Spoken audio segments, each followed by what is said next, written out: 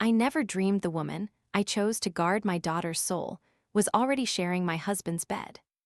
I'm Julia Moore, 31, former middle school art teacher turned sleep-deprived stay-at-home mom in suburban Cincinnati, Ohio. 2 years ago, my world felt like a Pinterest board come alive. A sunshine yellow craftsman we scored in a bidding war, my high school sweetheart turned corporate consultant husband Mark, and our rainbow blanket-trapped miracle, baby Lily. We even had the rescue beagle, Cooper, serial sock thief, and the his and hers coffee mugs that matched the backsplash tile I hand-painted while 8 months pregnant. And then there was Sarah Dempsey, my college roommate, the self-proclaimed fun aunt who could coax a smile out of a stone gargoyle. Sarah's the kind of woman who waltzes into a Trader Joe's wearing mismatched earrings and leaves with a free bouquet because she complimented the cashier's nail art. She was there the night my water broke, shrieking louder than I did, and she cut the hospital bracelet into a keepsake charm for Lily's baby book. When Mark and I asked her to be Lily's godmother, she ugly cried into the baptismal gown. Life in our tri-county bubble wasn't perfect. Mark traveled 2 weeks a month, leaving me to juggle diapers and DoorDash dinners, but it was stable. Safe. Family dinner on Sundays, FaceTime with my mom on Tuesdays, wine and wine Thursdays when Sarah brought over takeout, and we binged trash reality TV while Lily dozed in her swing. The first hairline crack appeared 6 months ago, a Tuesday in November so ordinary I can still taste the leftover turkey sandwich I inhaled over the sink. Mark called from the airport, voice tinny over gate announcements. Got rerouted, Jules. Charlotte for a client crisis. I'll be home Friday. I rolled my eyes. Another week, another crisis. But I'd married a man who measured worth in frequent flyer miles. I hung up, wrestled Lily into her fleece bear onesie, and tried to ignore the hollow echo our hallway made when his suitcase wasn't parked by the door. That night, Sarah texted, "You free? I'm in the neighborhood with pad thai and gossip." 10 minutes later, she pirouetted inside, cheeks rosy from the cold, a bag of takeout balanced on one hip. "Mark still out conquering the capitalist jungle?" she asked, shrugging off her coat. "Postponed flight, shocker," I said. "How's the new gig?"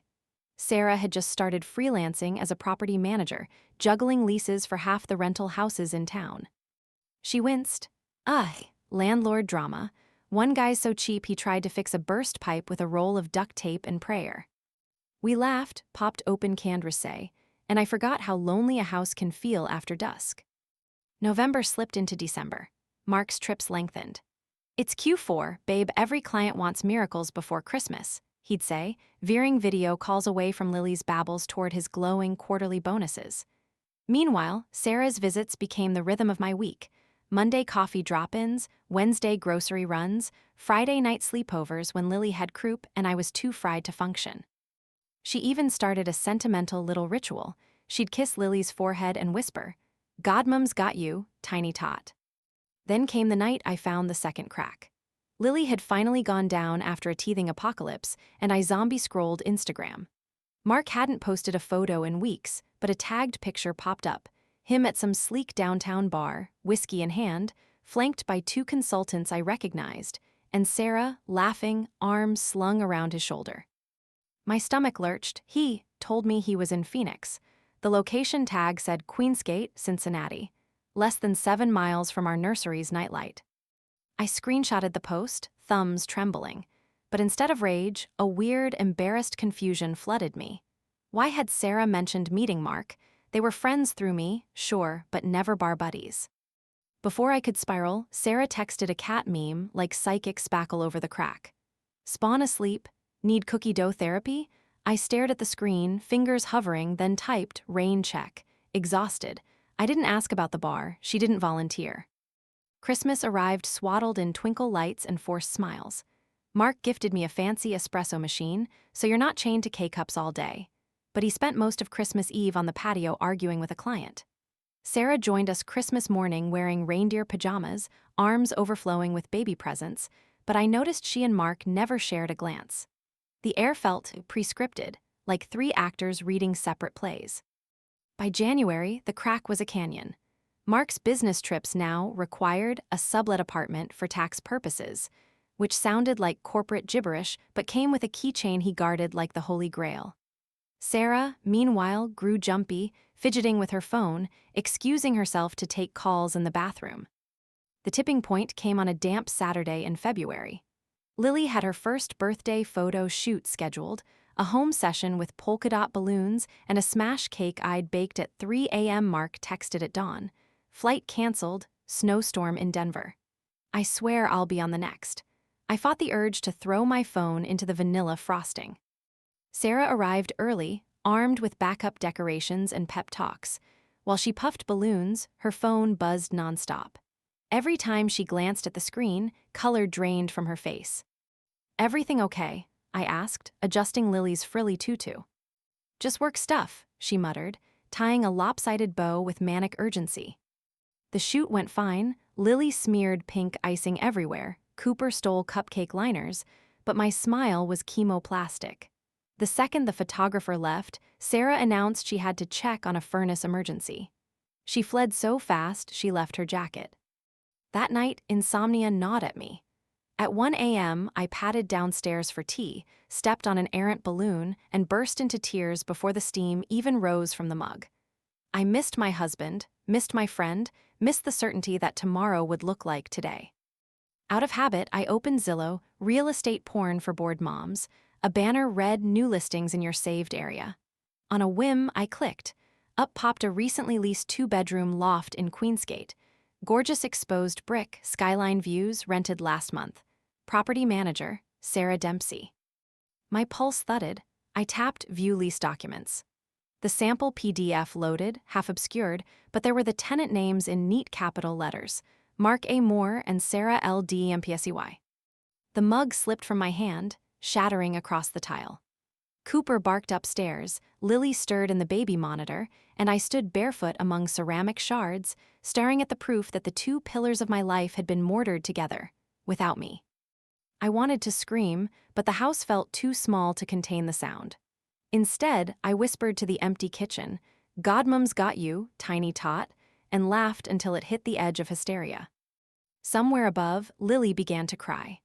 I took the stairs 2 at a time, clutching the monitor like a lifeline, tears blurring the soft glow of her nightlight.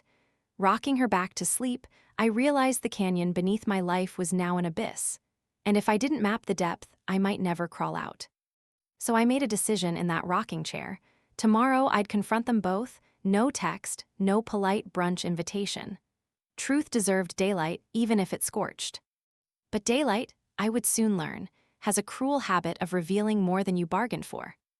I woke up Sunday morning with that forged lease burned into my retinas and the steady, metronome thump of dread in my chest. No more guessing games, no passive-aggressive texts. Today I was pulling the curtain back, even if Oz turned out to be my best friend in a slip and my husband in boxers. Lily was up at 6, all giggles and applesauce demands, which felt obscene given the apocalypse brewing in my brain. I got her dressed in a rainbow onesie, a silent reminder that miracles still existed, and strapped her into the car seat. Cooper whined when I left him behind. I promised him extra park time if the world was still standing by sunset. Queensgate was only a 15-minute drive, but every traffic light felt like a jury deliberation. I rehearsed speeches the whole way, some fiery, some icy, all ending with a door slam that echoed for miles. By the time I found the converted warehouse building, my palms were slick. The lobby smelled like fresh paint and eucalyptus diffuser sticks. I signed the visitor log with a shaky hand. No one asked whom I was seeing, so I wrote Unit 404 in loopy letters and prayed the pen didn't squeak betrayal. Lily babbled at the elevator buttons, blissfully ignorant that Mommy's next move might rewrite her family tree. 4th floor, polished concrete, exposed ductwork, and a long hallway of glossy red doors. I found 404, slid Mark's old key from my coat pocket.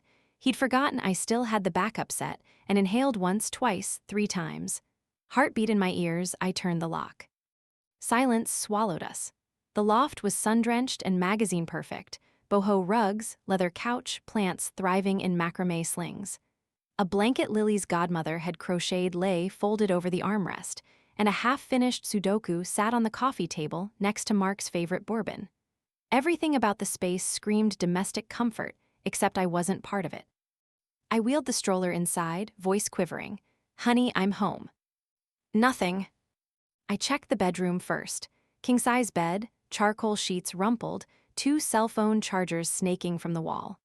In the bathroom, Sarah's signature watermelon pink lipstick stained a coffee mug on the vanity. My reflection looked like an understudy who'd forgotten the script, wild-eyed, hair in a messy bun, adrenaline sweat haloing my tea. Back in the living room, I heard the elevator ding. Muffled footsteps, keys jangling. I could have hidden, but rage gave me courage. I planted myself between the couch and front door. The lock clicked. Sarah stepped in, ponytail swinging, arms loaded with grocery bags. Then Mark right behind, juggling a bakery box and what looked disturbingly like a single sunflower, my favorite flower, sticking out of his coat pocket. Sarah spotted me first. Her jaw dropped so hard I felt it in my shins. Mark froze, sunflower wilting against his blazer. "Took you long enough," I said, surprising myself with the measured calm of newscasters announcing hurricanes. Lily squealed at the sight of familiar faces. Sarah's eyes darted to the stroller, then back to me. "Julia, what are you doing, H?" "Living my best life," I snapped. "Mind if I put these groceries away? I mean, apparently I help pay for them."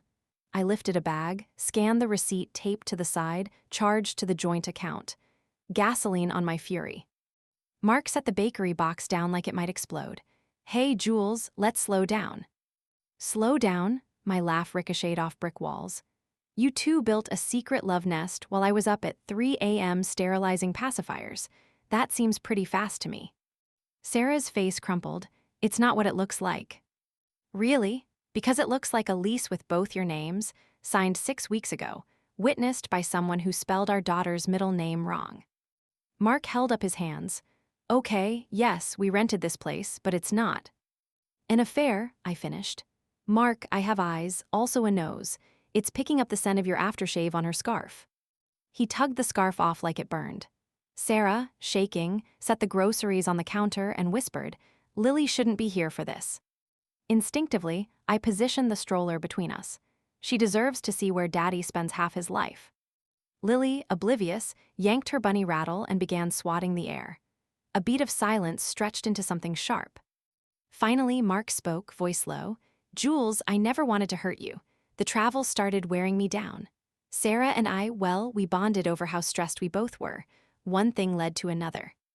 One thing led to another, read your daughter's godmother," I hissed. "Classy." Sarah stepped forward, tears brimming. "I swear I tried to stop it. You and I are practically sisters." "Practically," I parroted. "Turns out the God in Godmother stands for gaslighting." Mark ran a hand through his hair. "We were going to tell you, I just needed the right time." "Oh, were you planning to announce it at Lily's 2nd birthday?" "Surprise, Mommy.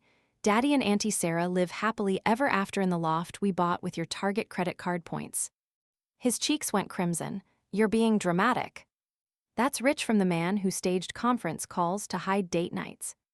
Sarah crumbled onto the couch. "Julia, please believe me, I still love you, you're my best friend." "Funny definition." I inhaled, fighting tears. "If love feels like a knife, call Webster's." Lily started fussing, detecting tension. I scooped her up, breathing that baby shampoo scent that promises the universe can't be all bad. Mark reached out automatically, then seemed to think better and dropped his hand. "I'm taking Lily home," I said. "We'll talk lawyers and custody schedules later." He stiffened. "You're not taking her anywhere until we sort this out." I met his gaze, steel for steel. "Watch me." Sarah tried again. "Let me explain." I cut her off. "Explain why the rent comes out of our joint account, or why you forged my signature as guarantor, or why a godmother vows to guide her godchild in faith while sleeping with that child's father." Her face collapsed completely. Mark stepped between us, suddenly attorney calm. "We can fix the money stuff. I'll move out of here. We'll try counseling."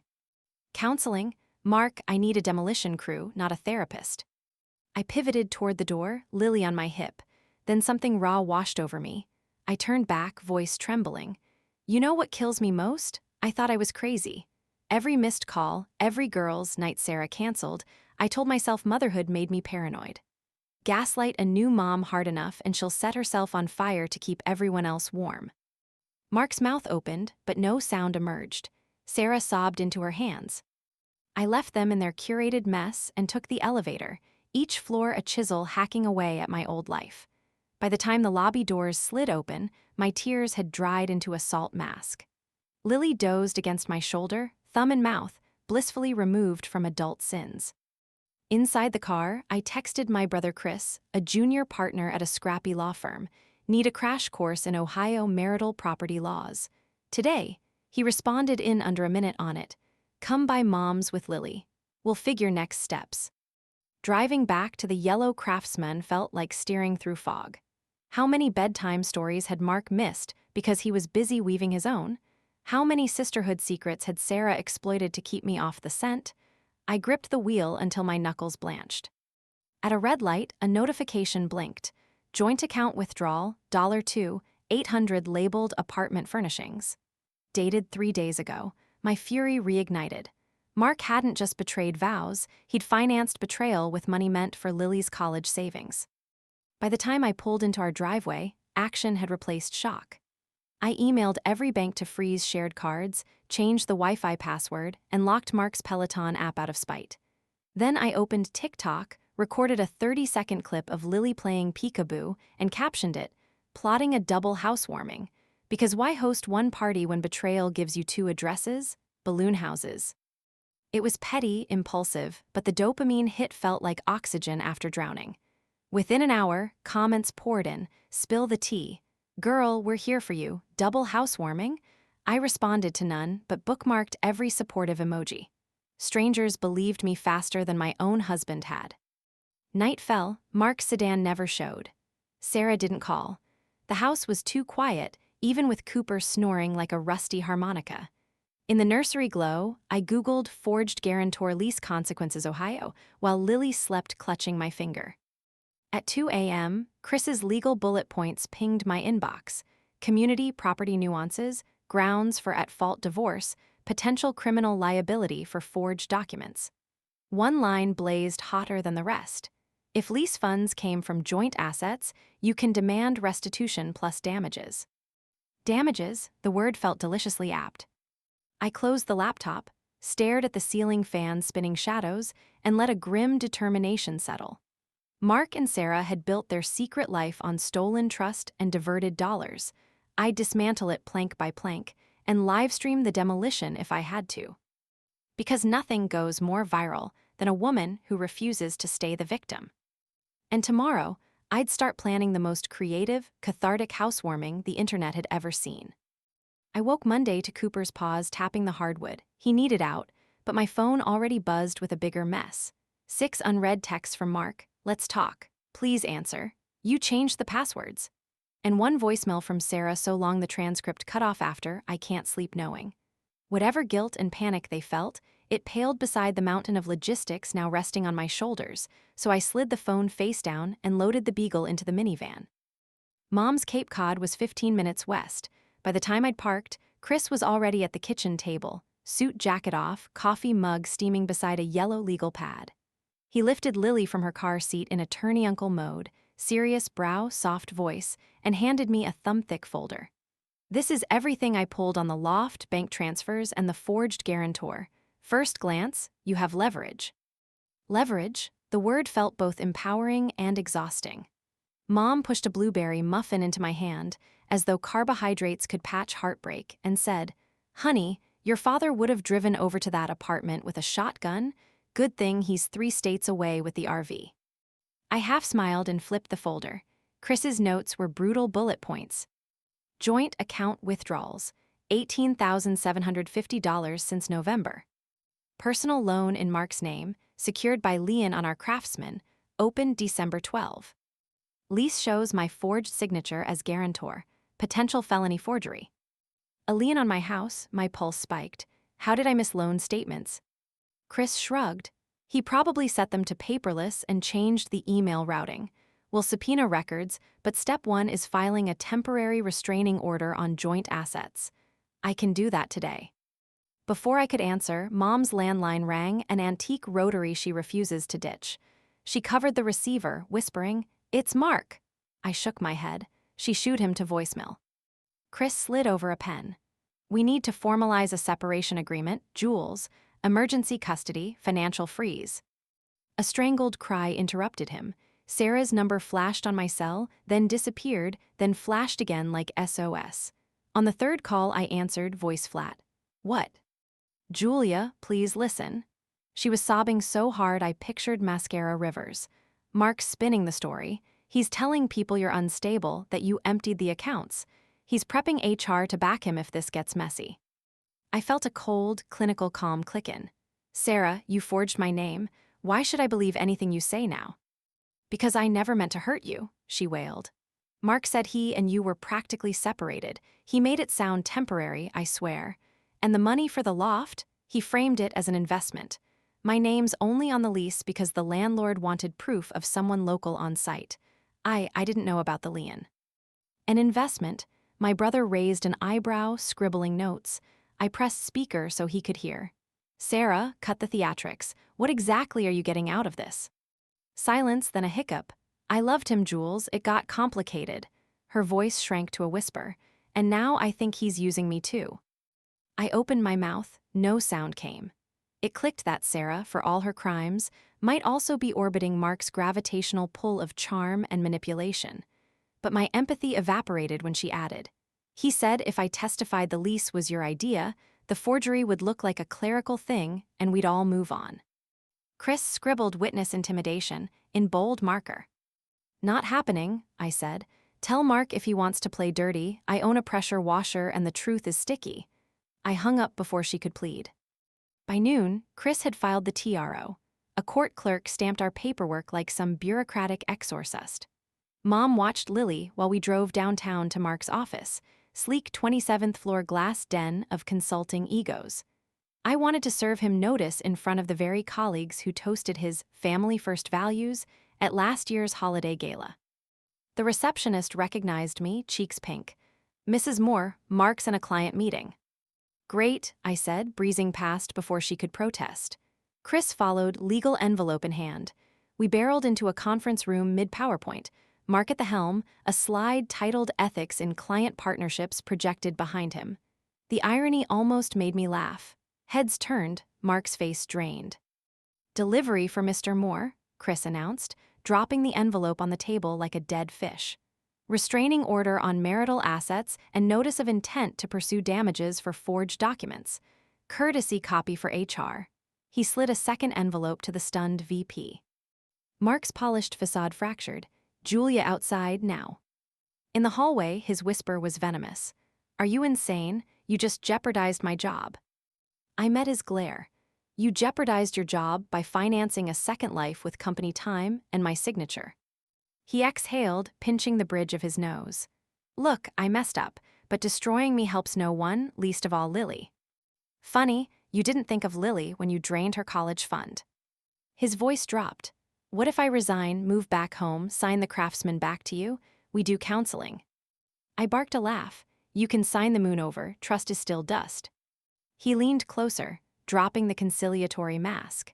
You post one more TikTok stunt, and I'll pursue full custody on grounds of parental alienation.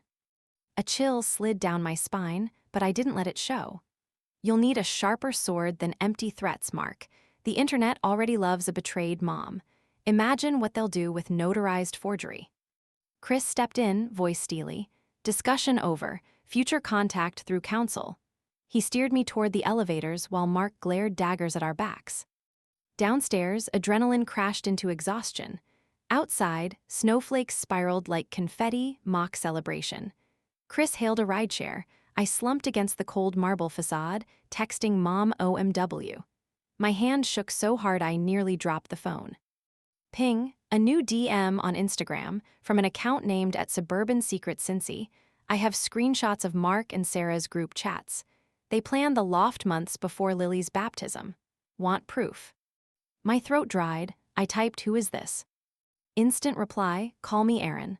Mark fired my husband last year. You're not the only one he screwed.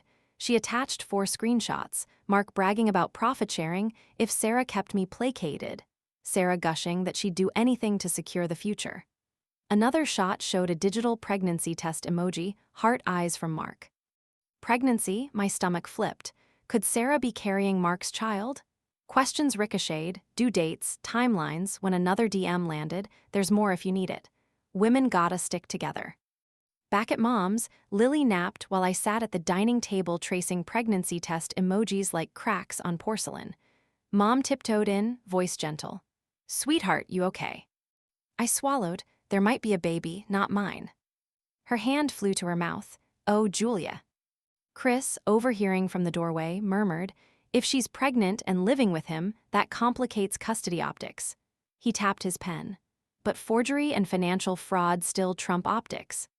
I nodded slowly, mind spinning beyond grief into strategy. Suddenly, the double housewarming idea mutated into something sharper. If Sarah was pregnant, public sympathy might tilt, but public sympathy also loves receipts and righteous wrath. What if my big reveal wasn't just a party, but a live-streamed exposé? Invitations would go to friends, family, even local momfluencers hungry for scandal. 2 addresses, 2 front doors, 1 massive truth bomb. Mom set tea in front of me. "Revenge won't unbreak your heart, honey." I met her eyes. I don't want revenge. I want accountability with a side of viral reach. That night when Lily finally drifted off, I opened Canva, designed twin invitations. 1 pastel, 1 industrial chic. Caption: housewarming and hot tea. Same family, 2 homes, all the truth, livestream 3 p.m. Saturday. I scheduled TikTok and Instagram posts, geotagged both addresses, and added a countdown sticker. Within an hour, comments exploded. Speculation, solidarity, trolls, and a few blue-check creators begging for exclusives. I let the algorithm churn while I packed Mark's remaining clothes into garbage bags, labeling each with neon post-its. Loft material. At midnight, my phone buzzed again, blocked number voicemail. Mark's voice ragged, "Jules, please stop. Sarah's, she's sick, call me." Sick, I replayed it twice. Pregnancy complications? Panic? Manipulation? I stared at the dark ceiling until dawn painted pale stripes across Lily's crib, the voicemail echoing like a siren in fog. By morning, #double housewarming trended regionally, my DMs flooded with interview requests, and a bouquet of sunflowers, no card, sat on my porch. I stepped over them, heart steady now. Because Saturday the world would see every beam of the secret house my husband built on my broken trust. And if Sarah's illness was real, I'd handle that too. But truth first, sympathy later. The stage was set. All I needed was a live audience and a microphone. Friday arrived wrapped in sleet and rumors. By dawn, local radio hosts were teasing the suburban double housewarming scandal between traffic updates, and my Instagram countdown ticked under 24 hours. I'd slept maybe 2 hours, half the night fielding Chris's frantic emails about cease and desist letters Mark's lawyer had fired off, the other half staring into Lily's baby monitor glow, wondering whether I was weaponizing drama or simply refusing to swallow it in silence. At 8 a.m., a sheriff's deputy served me with an emergency motion, Mark petitioning to stop the livestream on grounds it would irreparably harm the minor child's welfare. Chris laughed so hard coffee shot from his nose. He's pulling the think of the children card after stealing her college fund? Cute. He filed a counter motion citing First Amendment rights and public interest exception. Hearing scheduled too. Same day. Judge Reynolds' reputation, no patience for theatrics.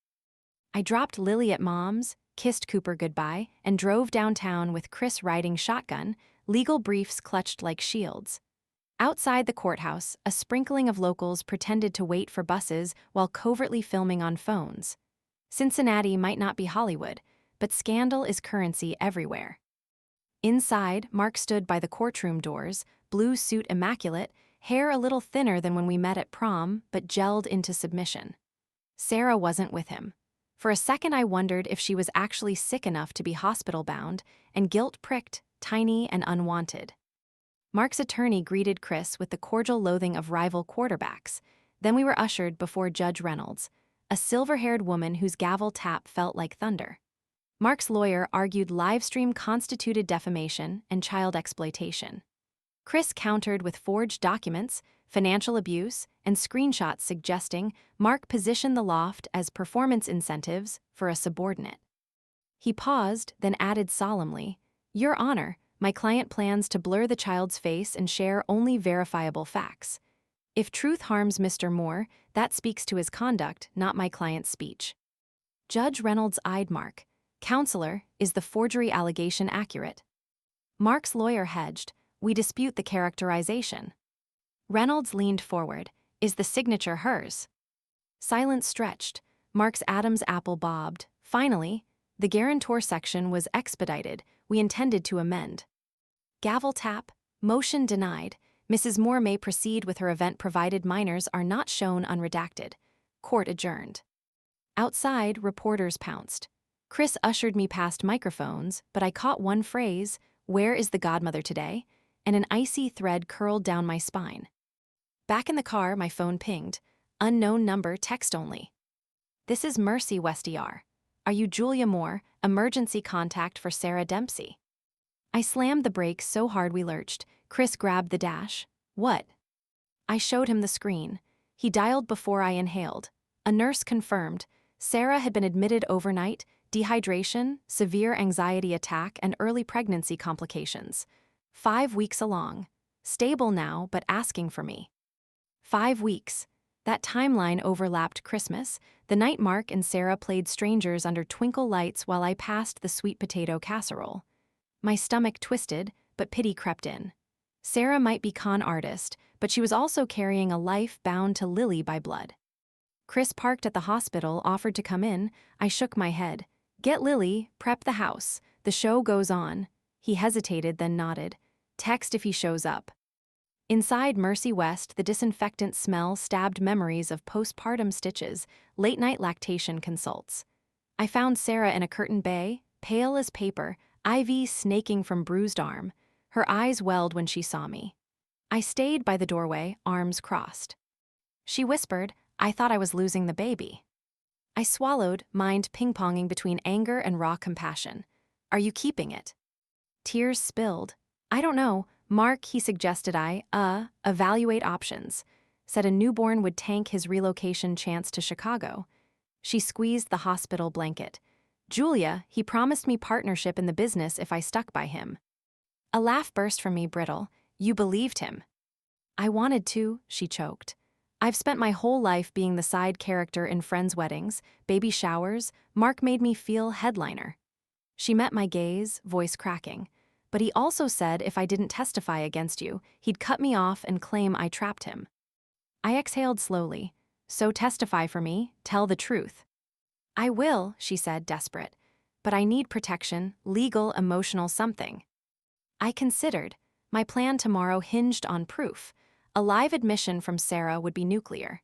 Yet vengeance tasted ash bitter with an IV monitor beeping Morse code misery. I pulled a chair closer. Confession first, mercy later. She nodded, clutching my hand. I hit record on my phone. Sarah detailed everything. Flirtation turned affair during Mark's Vegas conference in October. Mark's pitch to rent the loft as a productivity crash pad. Forging my name because landlords love a traditional wife co-signing, optics matter. Mark's promise to propose, yes, propose after a clean divorce. At the end she added, voice barely audible, he said invoking your postpartum instability would swing custody. Rage flared so hot I saw white. Postpartum instability? The nights I wept from exhaustion, Mark had snapped at me to toughen up. Now those tears were ammunition. I clicked stop. File this with Chris, you'll get immunity for cooperation. And Sarah, I paused. If that baby's born, Lily will know her half-sibling, but I won't let Mark weaponize another child. Understand? She nodded, sobbing. I squeezed her hand once, then left. Outside the room, I nearly collided with Mark's mother, hair helmet stiff, pearls at throat. She sneered. Haven't you humiliated my son enough? I stared her down. Ask him where your future grandchild's nursery is, loft or craftsman. Her mouth opened, closed. I walked past before she found words. By 5 p.m., I was back at Mom's, Lily chewing a teether shaped like Ohio, clueless star of tomorrow's show. Chris uploaded Sarah's deposition to encrypted cloud storage, drafted a press statement, and contacted a sympathetic local anchor who'd agreed to moderate a post-livestream Q&A. We spent the evening turning the craftsman into a set. Ring lights, tripod and foyer framing the family portrait still hanging, Mark's smile now sinister cameo. I rehearsed my script while Mom ironed a hot pink blazer, power color, darling, and Chris tested audio levels. At midnight, exhaustion hit like a freight train, but anxiety wired me awake. TikTok comments climbed past 50,000. Strangers sharing betrayal stories, lawyers offering pro bono help, trolls predicting I'd milk victimhood for merch. I scrolled until my eyes burned, then posted a final teaser. A silent video of 2 house keys spinning on a table, text overlay, "Tomorrow we unlock everything." It racked up 20,000 likes in an hour. I tried sleeping on the couch, Cooper snuggled against my knees, but nightmares looped. Mark yanking Lily from my arms, Sarah's ultrasound flickering to static, the craftsman collapsing while thousands watched on their phones. I woke gasping at 3 a.m., brewed chamomile, and wrote bullet point mantras on sticky notes. Truth, revenge. Protect Lily's future. Keep calm, breathe between sentences. Blur child, no exceptions. Don't cry on camera, but if you do, own it. Dawn seeped gray through the curtains. Show day. I felt hollow yet electric, as if grief and adrenaline had rewired my circuitry. At 9 a.m. Mark texted, "We need to discuss Sarah's condition. Think of her health." I replied, "I did yesterday at Mercy West. You should too." 3 p.m. livestream stands. He didn't answer. At noon, Chris went to set up cameras at the loft, remote stream B-roll. Mom dressed Lily in a sunshine yellow jumper, same color as our house, symbolic armor. I taped cardstock over family photos, blur filters, analog edition. 2:45. Ring lights on, view counter rolling upward before I even hit go live. I took position, blazer sharp, notes on side table, heart thunderous. Deep breaths. 300, finger tap screen. Hey TikTok, Instagram, Facebook, Julia here. You know a piece of my story. Today you get the rest, straight from the living room that Betrayal tried to mortgage. A digital roar in the comments. I told the tale from birthday photo shoot to forged lease, punctuating with screenshots on screen, identifiers redacted, Lily's image blurred. Midway, Chris's feed spliced in live drone footage of the loft address. For lease, sign already posted because Sarah terminated the contract at noon. Cheers in chat. Then the twist. Sarah's pre-recorded testimony played. Gasps, emoji avalanches, Mark the Shark trending within seconds.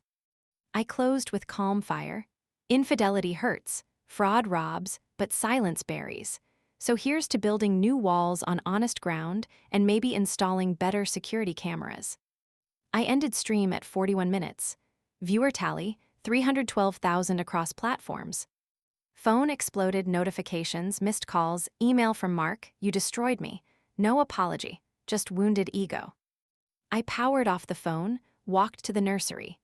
Lily slept clutching her teether, unaware her mom had just torn down a kingdom of lies in front of strangers.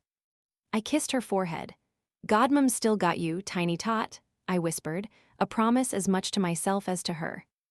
Outside, sleet turned to snow, whitening the lawn like a blank page.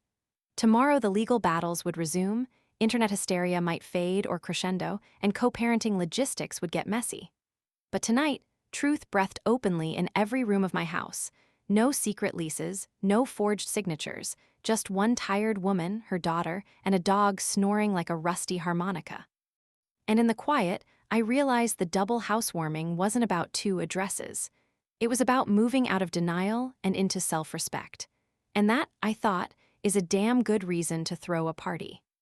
Tomorrow I'd plan decorations. Tonight I finally slept. I woke Sunday morning to something I hadn't heard in weeks, real silence. No phone buzzing with subpoenas, no Cooper's nails skittering. Mom had taken him and Lily on an early donut run so I could sleep in, which really meant stare at the ceiling processing yesterday's social media earthquake. Numbers first, because trauma apparently turns me into a data analyst. The livestream replay had crossed 1.1 million views overnight. Double housewarming sat on Twitter's US trends between a Beyoncé teaser and a viral otter video. My DMs were a blender. Single moms praising the courage, divorce attorneys offering discounts, lifestyle influencers asking if I'd collab. I closed the apps and braced for the thud of regret that usually follows oversharing, but instead felt lighter. Like the house itself had exhaled. Then the doorbell rang. I shuffled downstairs, hoodie over pajamas, expecting flowers from another stranger. Instead, a perfectly pressed man in a charcoal peacoat stood on the porch flashing a badge.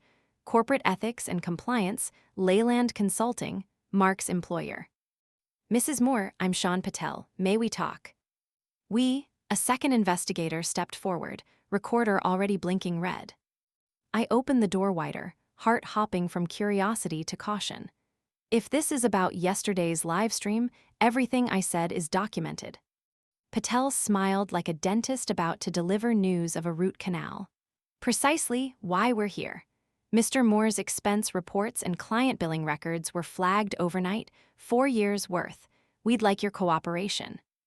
My pulse kicked. 4 years? That dated back to my second trimester, when Mark insisted on deluxe health insurance upgrades.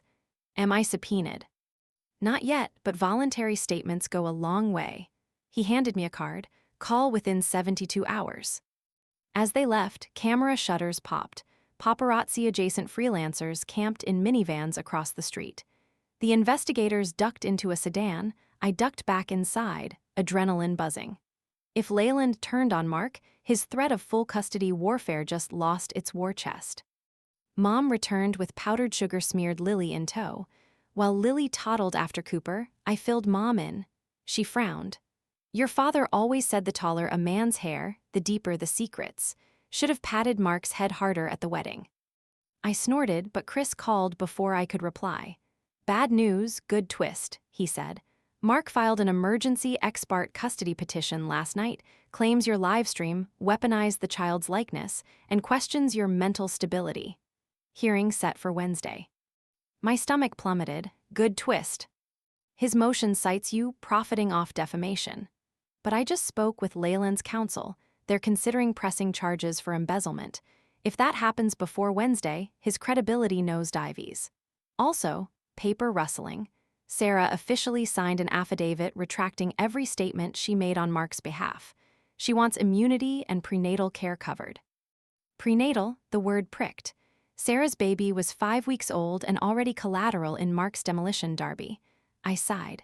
Tell her Lily's pediatrician has great OB referrals. After lunch, I drove to the hospital alone. My first guilt-free, camera-free outing in days thanks to a baseball cap and a nondescript rental car Dad overnighted from his RV stop in Indiana notes. Dads can't teleport, but they can expedite Hertz points. Sarah's room was brighter. Color had seeped back into her cheeks. She clutched a speckled composition notebook, hospital gift shop edition. I started therapy homework, she explained. Journaling apologies I need to make. I pulled up a chair, put mine in bold. She managed a watery smile. I'm so sorry, Julia. I thought love was scarce, so stealing yours felt logical.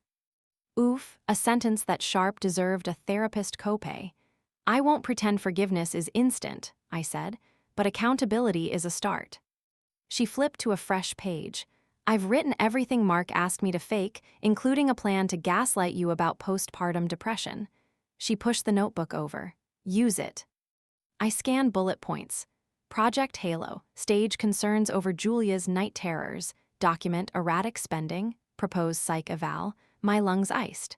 Night terrors, he was the one snoring through 3 a.m. feeds. Sarah's voice faltered. He needed custody leverage, said courts default to mothers unless mental health is in question. Cold fury crystallized. He created a mental illness narrative to steal Lily.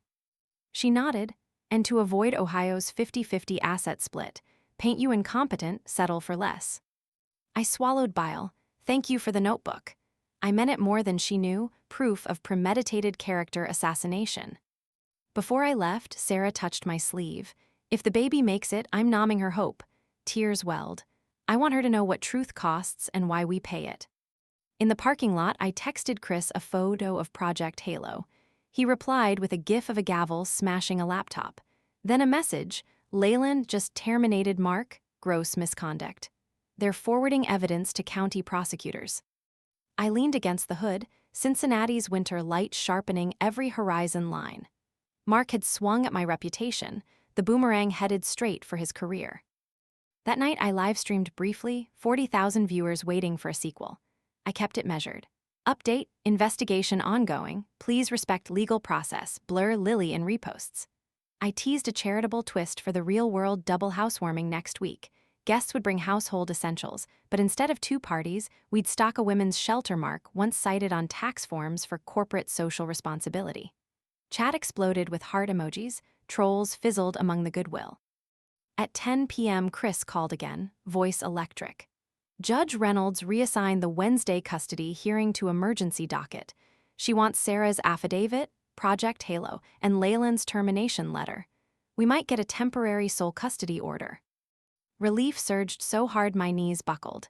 Lily slept in the nursery, cheeks rosy under the nightlight. I sat beside her crib and whispered the day's victories, though she only murmured and rolled over, clutching her plush beagle. Monday morning dawned with fresh chaos. Mark's mother on my doorstep, pearls rattling like castanets. She thrust a manila envelope at me. Settlement offer. Drop the social media smear, accept $50,000, joint custody, and a public apology to my son. I opened it, skimmed. The apology drafted for me included the phrase, misinterpreted friendly professional relationship. I laughed so hard I choked.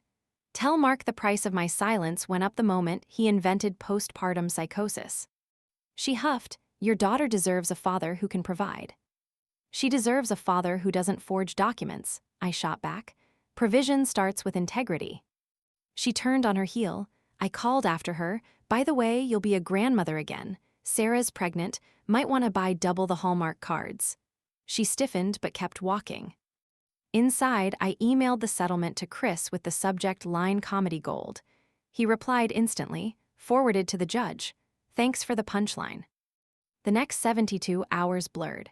Deposition room fluorescence, law office coffee that tasted like burnt pencil shavings, TikTok tutorials on blurring minors' faces. Mom handled Lily's snack negotiations. Dad FaceTimed from the RV with pep talks and off-key banjo riffs, don't ask. Wednesday's hearing felt anticlimactic. Judge Reynolds, reading from a stack of evidence thicker than my freshman textbooks, granted me temporary sole custody, froze Mark's visitation until mental health and financial evaluations cleared, and scheduled a fraud hearing date. Mark's lawyer requested to withdraw. Mark, eyes rimmed red, muttered something about character assassination as bailiffs escorted him out to avoid reporters. Afterward in the corridor, Sarah sat on a bench, discharge papers in hand, belly still flat but future unmistakably heavy. Mark passed her without looking up. She whispered, "That was goodbye." I squeezed her shoulder.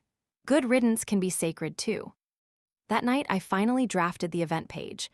Double housewarming reimagined, stocking safe haven shelter, Saturday 2 p.m. RSVP limit. None.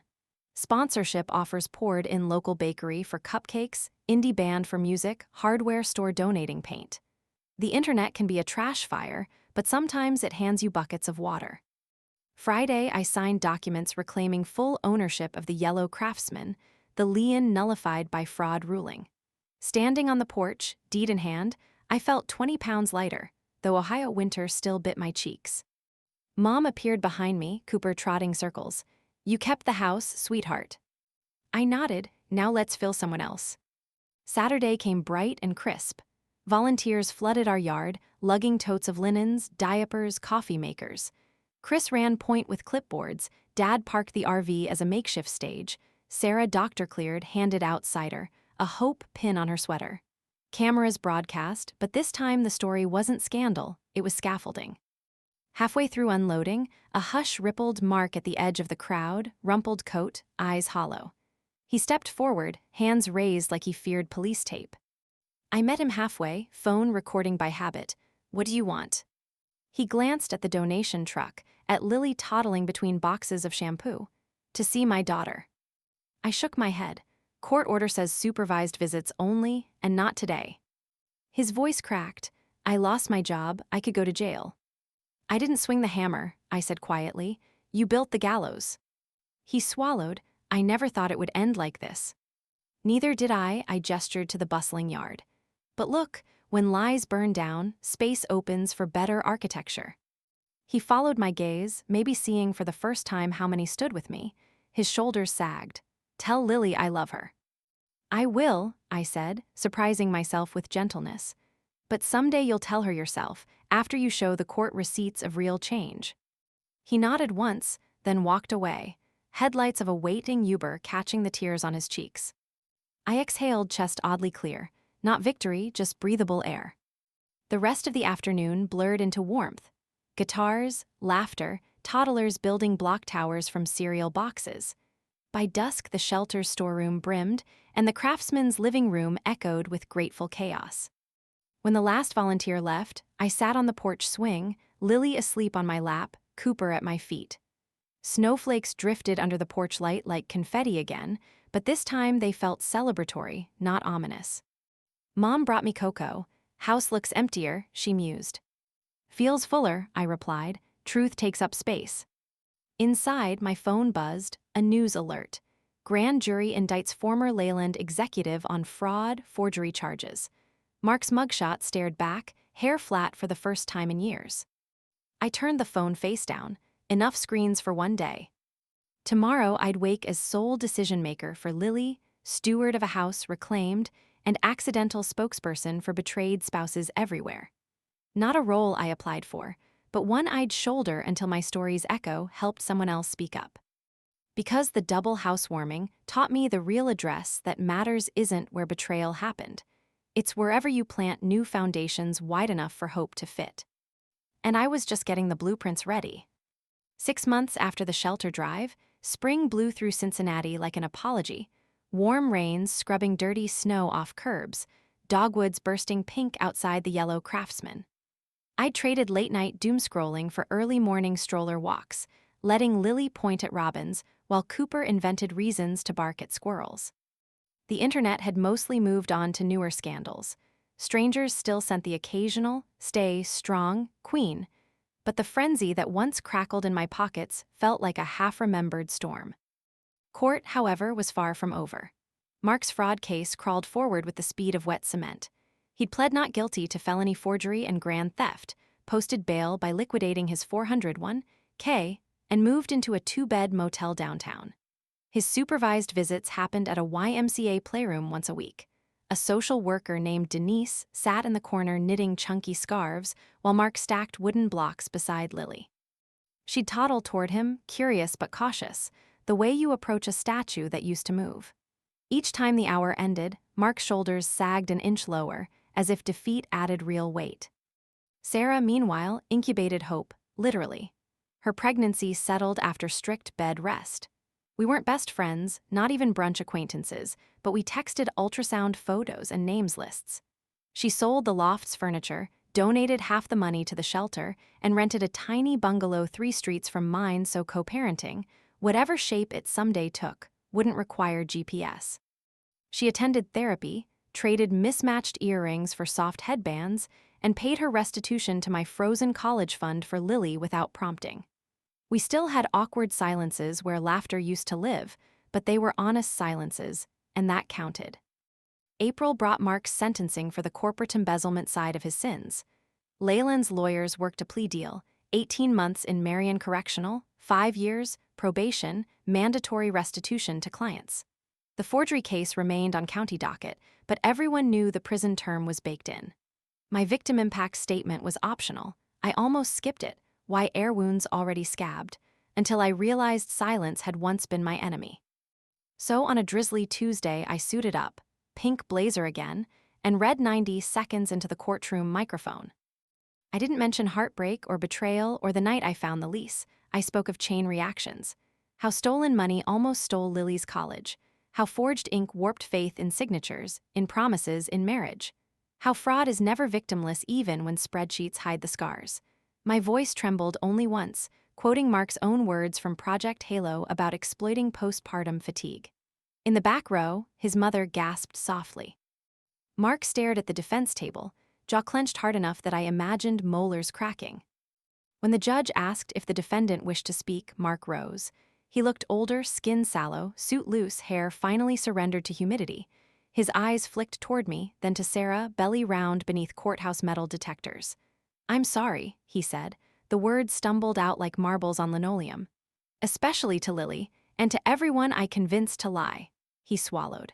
"I'm learning that success means nothing if earned by deception." It wasn't poetry, but it was the first unprompted apology I'd heard, and it settled in my chest like a pebble rather than a dagger. The gavel dropped, 18 months became ink, report to prison in 30 days. Outside, reporters jostled for sound bites. I slipped away with Sarah through a side exit, rain sprinkling our coats. We stood under a crepe myrtle, petals stuck to her umbrella like confetti. She exhaled. "Do you think he meant it?" "I think he finally heard himself on record," I said. "Sometimes that's enough to start change. Sometimes it's just noise." A pause. "His future's his work now, not ours." That night, I tucked Lily in and opened the mailbox to find a thick envelope with prison-issue stationery. The warden required Mark to begin restitution early, so the first $1,000 toward Lily's fund arrived before he even traded loafers for orange slip-ons. I logged into the college savings portal, watched the numbers adjust, and felt a knot loosen inside my rib cage. With court mostly settled, my life found new rhythms. 2 days a week I volunteered at Safe Haven, using my viral reach to secure donated laptops and bunk beds.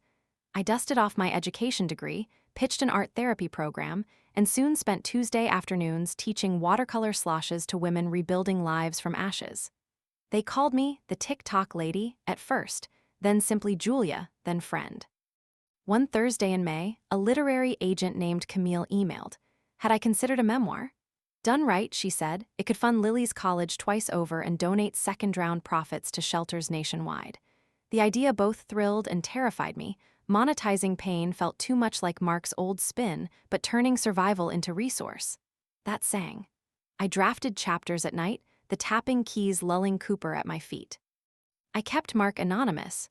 No doxing, no revenge porn, just raw lessons etched between scenes of baby giggles and shattered mugs. By June, Sarah gave birth to a squalling, healthy girl, Hope Lydia Dempsey Moore.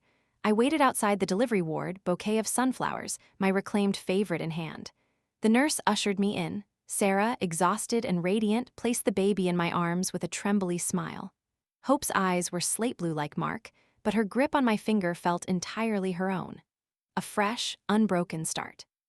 Later that week, I asked Lily if she wanted to meet her sister someday. She examined her goldfish crackers as though weighing treaties, then chirped, "Baby, share snacks?" It sounded like consent. We scheduled a park date for when Hope's neck could handle sunlight. July dragged the humidity index to outrageous numbers and delivered Mark to Marion Correctional. The first visitation weekend, he requested Lily, supervised by his mother and Denise from YMCA fame. I hesitated, jail acoustics are no lullaby, but Denise arranged a child-friendly room with murals and carpet squares. Lily built block towers. Mark helped, hands gentler than I remembered. When Lily toppled the tower and clapped, Mark laughed, a soft, fractured sound. As we left, he pressed a folded paper at me, a crude sketch of Lily riding Cooper like a cowboy. "I started drawing classes," he murmured. "Helps the hours." I nodded, unexpectedly touched. August carried more good. Judge Reynolds signed final custody, yielding me full legal guardianship, with Mark's visits expanding as therapy milestones are met. The forgery charges downgraded after his cooperation. Restitution paced monthly. Sarah filed for sole custody with visitation for Mark upon release, her affidavit citing a desire for stability absent romantic confusion. No contest. She invited me to be Hope's honorary godmother, a circle closing in ways none of us predicted. I said yes, tears stinging, and promised not to crochet questionable color palettes like Sarah once had for Lily. By September, my book proposal auctioned in 6 rounds, the winning publisher budgeting a 15-city tour. I negotiated half the advance straight to Safe Haven, the rest into Lily's fund. The memoir's working title, 2 addresses and a truth bomb. Camille loved it. I loved that it sounded like a punchline and a thesis at once. The night contracts finalized, I sat on the craftsman porch, cicadas buzzing, Cooper's head in my lap. Mom rocked Hope inside while Sarah burped Lily's inevitable lemonade overdose. Fireflies blinked like Morse code secrets, but ours were mostly aired now.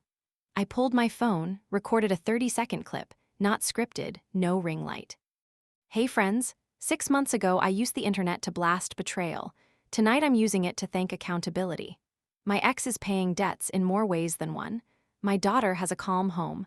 Another baby gets a village ready for her. Safe Haven's pantry is full. Truth was painful, public, and worth it.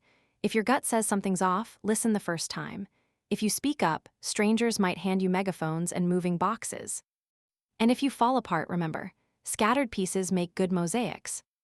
I posted it and powered the phone off, trusting the algorithm to do what algorithms do. Inside, Lily snored against Sarah's shoulder, Hope blinked at ceiling fans, Mom hummed off-key lullabies. I grabbed a Sharpie, scribbled a sticky note, and slapped it over the doorframe of the finally peaceful home. Here lives truth, forgiveness, and excellent acoustics for bedtime stories. Knock kindly. Maybe one day Mark would knock, reformed, father-worthy. Maybe not. Either way, the foundation under my feet felt solid, no hidden leases, no forged guarantors, just load-bearing honesty. I carried Hope to her bassinet, kissed Lily's curls, and turned off the light. The room glowed faintly from night sky decals I'd stuck on the ceiling, tiny constellations mapping places we'd never been. Somewhere among them, I imagined a brand new star named Second Chances, bright enough to guide every woman walking barefoot over Betrayal's shards to her own double housewarming. And for the first time in a long, tumultuous year, I fell asleep before midnight without checking if my walls were about to crumble. Subscribe to my Mia's Stories YouTube channel for raw, emotional stories and authentic insights that encourage healing, growth, and understanding. Don't forget to be part of a supportive space where stories inspire and lessons resonate. What do you think about this story? Let us know in the comments. Your opinion truly matters to us, and we're here for you.